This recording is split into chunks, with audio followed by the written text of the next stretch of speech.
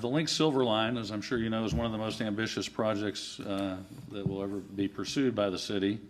It's nearly 3 times longer than the Blue Line extension. So the Silver Line is about 26 miles long. The Blue Line extension, the most recent project, is a little over 9. So it's 3 times longer than the Blue Line extension. Could have up to 28 proposed stations, many of them with parking facilities as well as a vehicle maintenance facility. And the MTC has taken a couple actions over the last couple of years to update the corridor plan.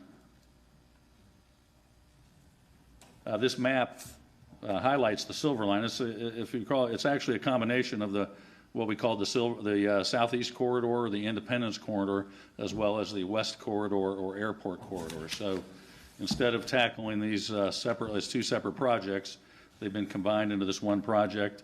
You can see it starts down in the southeast, down by Stallings, Indian Trail, and Matthews, comes up the Monroe Independence Corridor into downtown, and then out to the west, serving the airport, and then over to Belmont and Union County. So it encompasses 3 counties. The initial funding amount is going to be $50 million, which is in our CATS budget, and that'll help us carry us through a good bit of the pre-project development. So it will take $50 million to get through the first couple of stages there, but I'm assuming that a 26-mile project is a roughly $3 billion proposition based on the Blue Line extension. Is that reasonable? How much did you say? $3 billion? Yeah, well, you know, again, we're at very low-level conceptual design on the Silver Line currently. That's why, you know, our next best cost estimate is going to come at 15%, and then it'll continue to go. I get all that, but you know, we can't commit to $50 million on speculation about how we're going to kind of convert that investment into some sort of. What assumptions are you making about the amount of federal funding that we'll get as a result of the federal process? Well, for this early design, this $50 million, we're assuming 0 federal participation. I'm saying there's got to be a number like $3 billion, which is how much this whole thing costs. The infrastructure, I think, John, is what I. Well, we've achieved 50% on both of our projects. Recent conversations currently, other locations have been 40% federal. I know, and there have been questions about whether the old funding model was still going to be available. There are questions about what Raleigh's prepared to do.